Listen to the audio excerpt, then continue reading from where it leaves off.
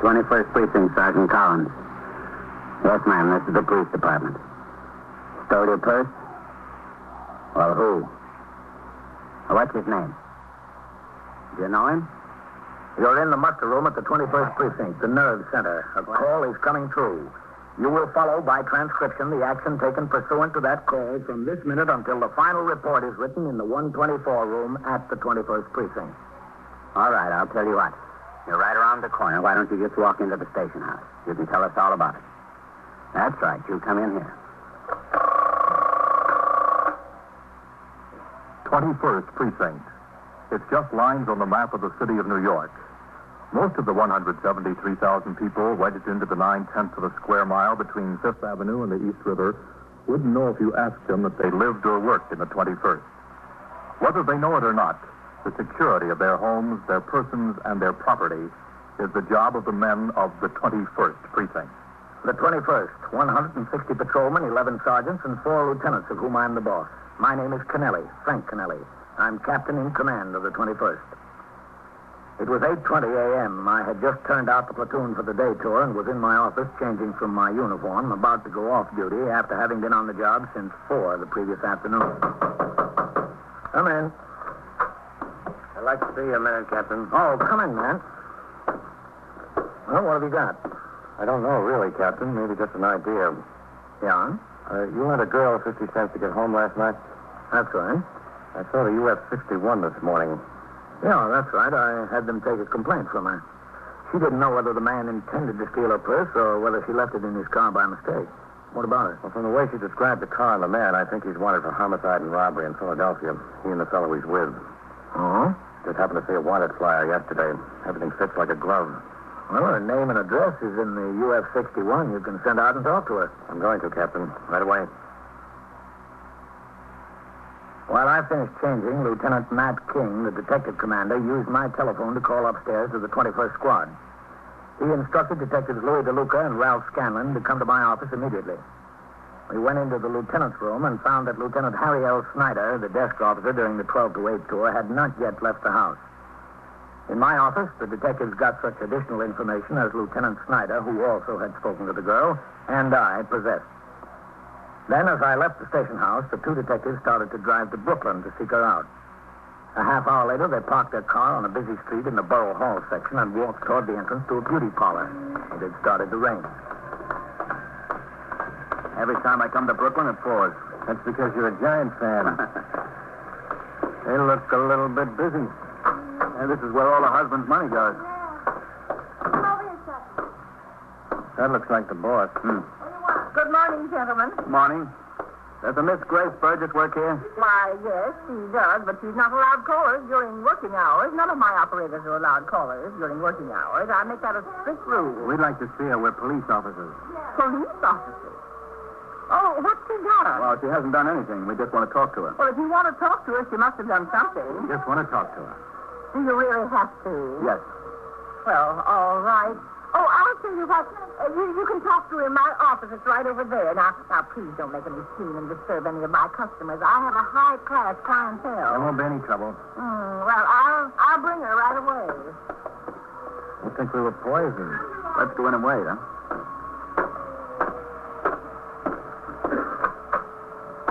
This must be a nice business. Yeah, for the boss, I guess. I don't think the girls make too much. Some do all right with tips, I hear. You think this is going to amount to anything? Pretty thin. Well, you can't tell. It might be the right guy. Well, we'll see fast enough, I guess. Here she is. Go in, Grace. Good morning. Good morning. Now, don't keep her too long. Her book is full of appointments, and I have to take Mrs. Terry myself. No, we won't keep her long. Oh, do you want me to stay as a witness, I mean? No, thank you. That won't be necessary. Well, all right, if you say so. We're sorry to disturb you at work, Miss Burgess, but this may be important. Well, it's important. I guess it's all right. I'm Detective Ralph Scanlon. This is Louis DeLuca. How you do? We're from the 21st Squad in Manhattan. Oh, is it about what happened when I was there last night? In a way, yes. You see, that doesn't seem very important. It's not important enough to bring you all the way over to Brooklyn. Well, it might have a connection with something important. See? You reported your purse was stolen last night. Now, would you mind telling us exactly how it happened? Well, I didn't say it was stolen exactly. I distinctly told the captain it might have been a mistake. Yeah, we know. Have you got a cigarette? She doesn't let us carry them in our uniform pockets. Yes, sure. Like I told the cat. Thanks. I was in this bar last night by myself. Where? In Brooklyn, on Ocean Avenue. Miss Stella and I, he was alone, too. We started a little conversation. He told you his name was Carl. That's right, Carl. Carl Board. Well, we got to talking, and one thing led to another, and he asked me if I'd like to go to a party. Party with a whole lot of people. Well, he seemed like a nice enough boy, and I didn't have anything to do, so I said yes. Well, the party turned out to be in New York. Well, didn't that make any difference? Well, I didn't find out about it till we were on our way. It was a pretty night, and I didn't mind the ride. Anyway, we got to the party, and there were lots of people. Everybody's having a good time. Do you remember where the party was? Where in New York? Well, I don't know the street names or anything. I don't know much about New York. Up around there on the east side someplace. So there were all these people, and we started to have a good time dancing and drinking. They had wonderful food, you know that? Real fancy stuff. Imported, and they had champagne. The report said you left early. Well, it wasn't really early, I guess, but it was first. I was having a good time like everybody else, and then this other fella, this Bob or Rob or something. It was his apartment, I think. Mm-hmm. Well, he started to get frisked. He wouldn't let me alone, so I said to Carl, come on, take me home. Well, Carl wanted me to stay and so forth, and anyway, I finally talked him into going. Well, we got in his car, but as soon as we left the house, he tried to talk me into going back. Finally, I said I didn't want to. So he stopped the car, and he practically kicked me out. Well, my purse was on the front seat. There was $14 and some change in it. I don't think he meant to steal it. How did you get to the police station? Well, I didn't have a cent to my name, and I was mad and wondering what to do, and finally I asked somebody where the police station was, and I walked over there and told him what happened. Mm-hmm. Well, the captain was very nice. He got me 50 cents, and I got the subway back to Brooklyn. Oh, I'd like to give you the 50 cents to pay back the captain. That was very nice of him. I was going to mail it today, but you can give it back for me, will you? Oh, sure. But I don't understand why I had to come all the way to Brooklyn after all it was only $14. $14 means a lot to me, but it wasn't a big crime. I don't even know if Carl meant to take it. I don't think he did. Well, all complaints on theft come to the detectives, and we saw your complaint this morning. We've been looking a long time for two fellas like that. Yeah, Carl Board? No, this is Carl Brighter, but he answers the description you gave, and he drives the same kind of car. With the green body and the black top? Yeah, that's right. Is this a picture of him? Yeah. Yeah, that's him. Gee, he's a criminal? I didn't know it, honest. There's no way you could have known. Show the other picture, Ron. Yeah. Nice looking boy. You recognize this one? That's the one that tried to get rough with me. That robbed, or Bob or something. With his apartment we were at. His name is Rick Nayland. Gee. Almost got mixed up with some crowd, didn't I? What'd they do? What are they? The two of them were wanted in Philadelphia. They stuck up a payroll messenger, shot and killed him. Gee. Now, you think you could remember where that building was? Oh, I don't know. I don't think so. I told you, I don't know New York very well. Would you try to help us? Sure, if you want to. Now? If you can. He'll be awful sore. Well, we'll see if we can fix it with him. All right, you can fix it. I don't know. Look at the trouble a girl can almost get in. All I want was to have a good time. Gets to be a fine. How do? You make a date with a boy, you have to ask him for his fingerprints. You are listening to 21st Precinct, a factual account of the way police work in the world's largest city. Back to 21st Precinct and Captain Frank Kennelly. The two detectives telephoned to their commanding officer, Lieutenant Matt King, and passed on the information they had obtained from the beauty operator, Grace Burgess. They were instructed to bring the girl to New York and make a search for the apartment house where she had attended the party the previous night. They did this, and 3 hours later, at 1 p.m., they parked their car in front of the station house, walked through the muster room, and up the stairs to the 21st squad.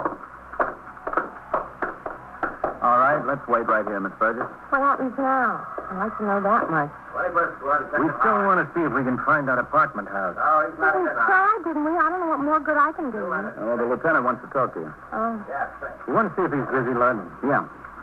listen, What? I'm hungry. Don't you think we're entitled to lunch? Oh, we'll get you lunch. Whitey, Lieutenant tied up? No, he's all alone in there. Thanks.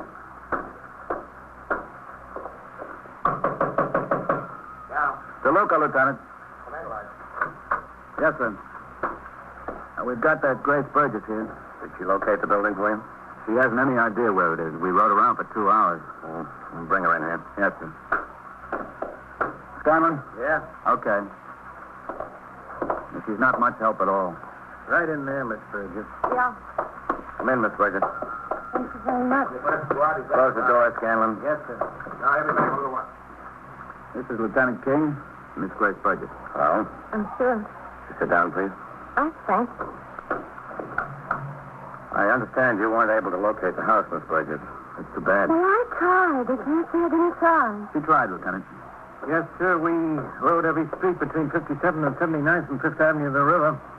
Nothing, huh? Nothing. It's not my fault. I told you I don't know New York. Did you locate the spot where she got out of the car? Well, we're only guessing about that, Lieutenant. She doesn't remember which way she walked to get to the station How could house. I remember? But you didn't ride very long from the apartment house before you did get out. No, it was only 3 or 4 blocks, maybe 5.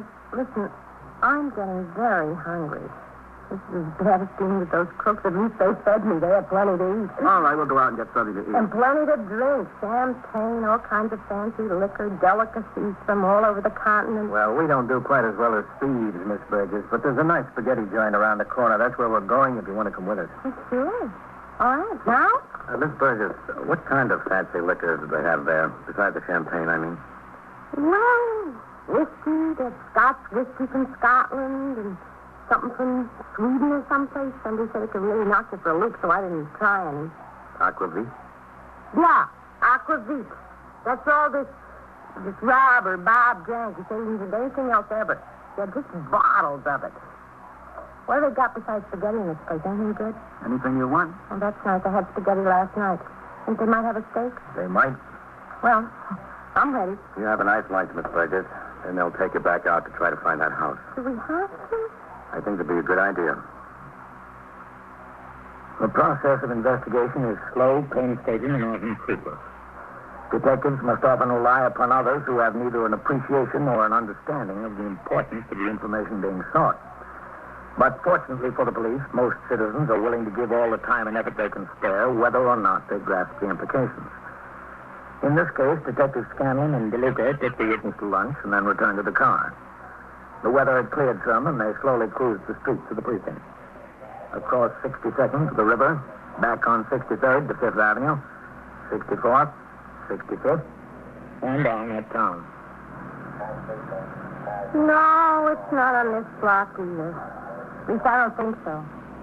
Ralph, what do you say we go back to the spot where he put her out of the car? Yeah, okay. I'm not even sure that's where he did that. I thought you decided it was. Yeah, but now I remember I walked a couple of blocks before he saw that fancy store. Which way, uptown or downtown? Which way is uptown? I guess it don't make any difference. You don't have to get sorted. Came all the way from Brooklyn to try to help you out. No, we're not sorry. You're trying. You can't say I'm not trying. Oh, we can't. After all, I don't know New York, and it was dark then. I wasn't paying much attention where we were going. You can't expect me to pick out a house I've never been to on a street I've never been to after all. Hey, you want to try it again, Grace? It's okay with me? Now, look, when you left the house, can't you recall how many blocks you drove before you turned left, like you said? No, I can't, really. Did I say we turned left? Yeah. Do you remember the kind of building it was? Was it brick, brownstone, what?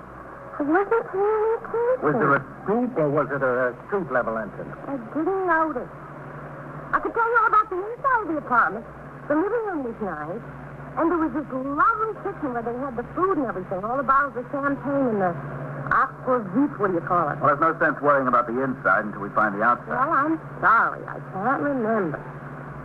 It's the first time I had champagne, you know. Maybe that's why I don't remember so well. I wouldn't be surprised. Are you insinuating? No, just speculating. Oh, that's different. Does this block look familiar to you, Grace? No, not a bit familiar. Well, what do you say we take a turn up Lexington, Lund? Okay, go ahead. Well, if I didn't know New York before, I'm sure going to know it now, don't you think? Yeah. I wouldn't be surprised at that either.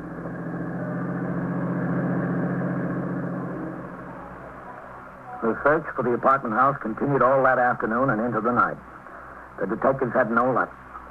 In the meantime, Lieutenant King had taken other investigatory steps in an attempt to locate the 2 fugitives from Philadelphia who were thought to be someplace in the precinct. His immediate superior, Captain Robert Fleischer, detailed 4 detectives from the 6th Detective District to assist in the hunt. 2 additional men from the Manhattan East Homicide Squad were sent to lend a hand.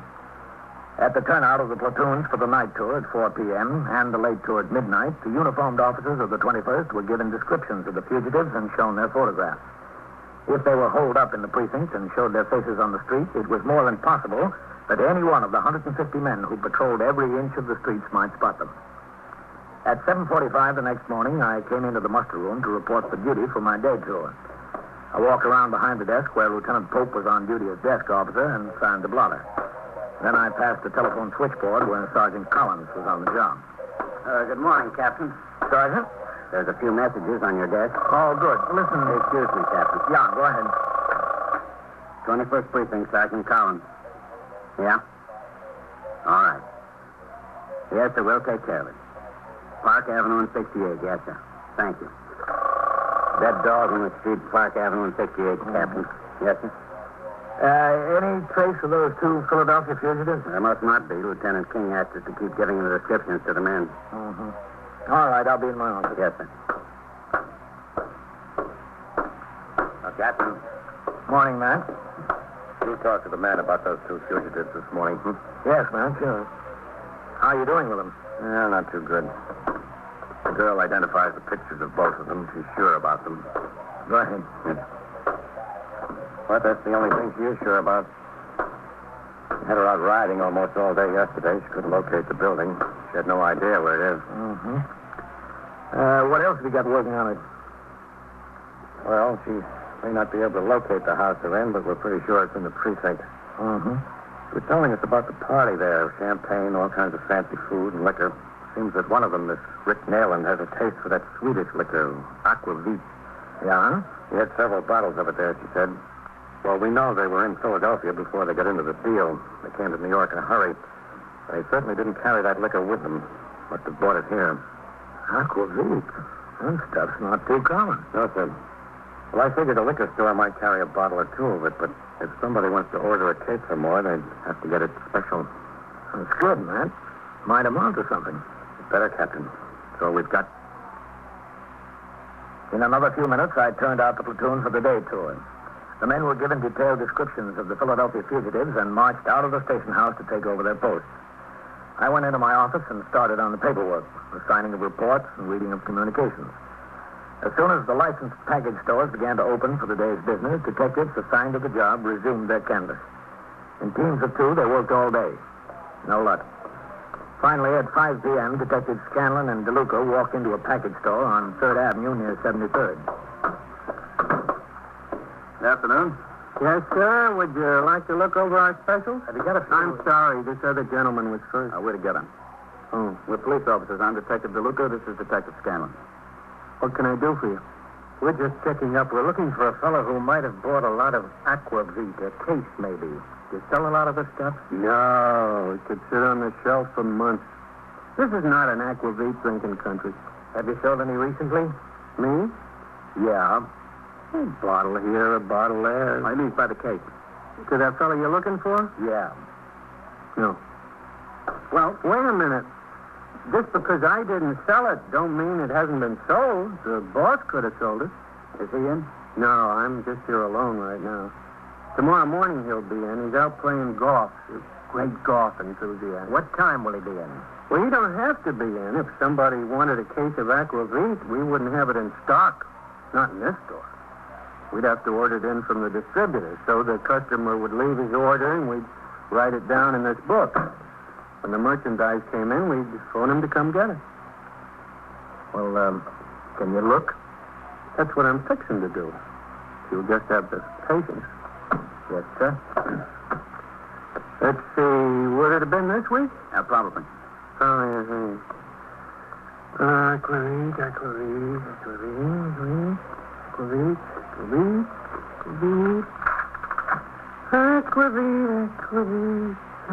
Yo, 1 case. Helgerson's. Good brand. Imported. Let's see. 1 case at $69.25. The stuff ain't cheap. What name did he give? Let's see. Robert, Newfield. Well, it could be Nayland. The initials tie up. Yeah, Eldorado 58098 there. Don't you take an address? Why? They order the stuff. When it comes in, we call them on a telephone. They come and get it. When was this ordered? Well, the order went in on Tuesday. It says it arrived here Wednesday afternoon. We came and picked it up. That's what it says. Who sold them? That looks like the boss is writing. He won't be here until tomorrow. Where can we get in touch with him? Well, about the 16th hole, I'd say. Well, we can check out the telephone number and get the address that way. Yeah, let's hope there isn't another aquavit drinker around here. There ain't many. Take my word for it. That stuff gathers dust on the shelves. It's a long time between aquavit customers. They're scarce. Are they? We're going to make them even scarcer. This information was telephoned immediately to Lieutenant King. The telephone number, Eldorado 58098, was checked out. The address listed turned out to be a brownstone house converted into apartments on 74th Street near 2nd Avenue. A plant was put on the building. In order to avoid observation, the superintendent of the building was called on the telephone and asked to meet Lieutenant King in a drugstore on the corner. He was taken to the lieutenant's car and questioned concerning the fugitives. He said that an apartment, 2B, had been subleased furnished to a Robert Newfield just 10 days earlier by a tenant who would be out of town for 3 months. In the 10 days, he had seen Robert Newfield only once. The superintendent was shown the photograph of the killer, Richard Nayland. Although he said he thought it resembled the new occupant of the apartment, Robert Newfield, he would not make a positive identification. He was shown the picture of the other fugitive, Carl Brider. The superintendent could not remember ever having seen him. At 5:30 p.m., Lieutenant King sent Detective DeLuca to Brooklyn to get the girl, Grace Burgess, and bring her to the 21st Squad. Then, with them, he rode to the 74th Street address. I hope this isn't another wild goose chase. Well, believe me, you don't hope so any more than we do. I had this date tonight. I gave the boy some silly excuse when I broke it. Probably thought I was lying. Well, we'll give you a letter. Was it?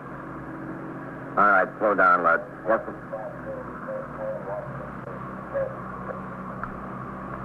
Third house from the corner, Grace. The brownstone? That's right. Yeah, I have no reason to remember. That's where you were to the party, wasn't it? It's late at night. Listen, is that door red? The front door of the house, I mean? Yes, it's painted red. Well, I do remember the building had a red front door. I remarked at the time to call. What a nice front door, I said. When you went in, how many flights of stairs did you go up? Well, just inside and up one flight, if my memory serves me. Was the apartment toward the back or toward the street? Uh-huh. Well, which? Honest to goodness, I expect you to remember. I can't remember every little thing. Oh! You know what? What? I do remember something. When we were going in, there was a lady coming out, and she had the nicest little French poodle you ever saw. Little bitty thing. Just as big. Very little dog. I remarked to Carl at the time. I never saw a cuter dog. What color was the dog? Black, I think? Yeah, black. All right, lad, let's go back. Yes, sir. Oh, if I can't say definitely, I can't say definitely. You've been a lot of help, Miss Burgess. Have I? A lot of help. Yes. After Lieutenant King returned to the precinct, he sent Detective DeLuca back to 74th Street to talk once more to the superintendent of the building. The super confirmed that there was a tenant who owned a dog exactly as described by Grace Burgess. The plant was maintained on the building. Neither of the suspects was seen to enter or leave. There was no indication whether anyone was in the apartment being kept under surveillance. Because the fugitives were killers and both probably armed, it was decided to wait until early in the morning. In the meantime, the raid detail was organized. It consisted of 6 detectives from the 21st Squad, 2 from the 6th Detective District, and 4 patrolmen from the 21st Precinct. I stayed on the job to go along with Lieutenant King. The pass key to the apartment was obtained from the super, and at 4 a.m. all the men were given their various assignments. With Detectives DeLuca, Scanlon, and Howard, Lieutenant King and I walked toward the street entrance of the building. All right. Yes, sir. Let's go.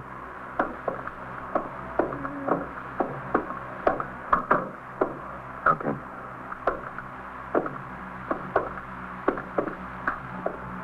Now, What, Nat? I wanted to get a haircut today. I forgot. Did you?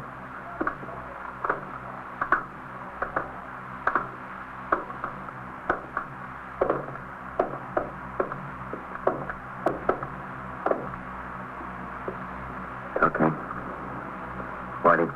Yes, sir. Up to the top. Go on. Yes. All right.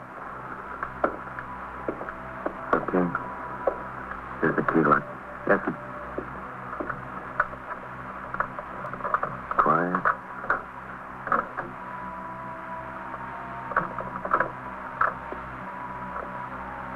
Okay, inside. There's one on the couch. He's sleeping, Ken. Yes, sir. That's the bedroom. Come on. There he is on the bed. All right, Joe. He's out cold. Come on your feet. Let him lay there, Lud. Yes, he's not going anyplace. Oh. He's full of this. Aquavit. Stay with him, Lud. Captain. Coming? Okay, Scanlon. Yes, sir. He's passed out cold. Well, he's the boys, all right. It's a good collar. Yes, sir. Sure is. Well, Matt, there'll be some departmental recognition for this. There's one commendation the commissioner shouldn't forget. Which one is that, Captain? Aquavit.